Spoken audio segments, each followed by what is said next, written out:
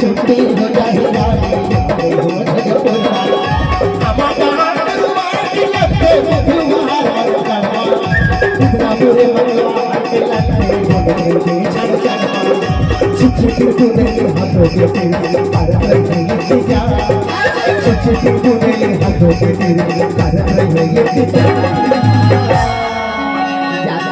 हमर मोड़ा के बाजार है संभवती बेरा एकदम 5 बजे लगते हो ऐसे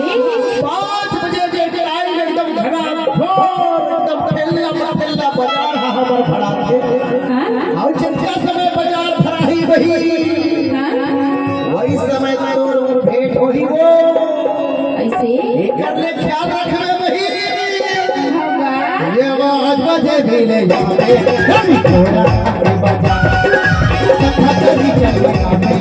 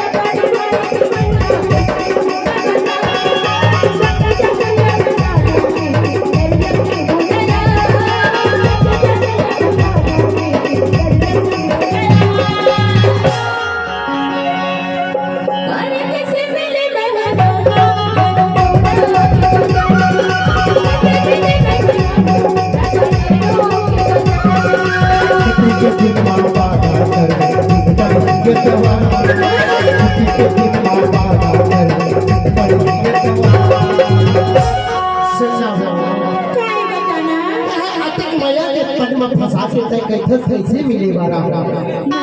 देखना जबले तोर समय हो गए वही ईमान से पता नहीं बोला रोग लग गई से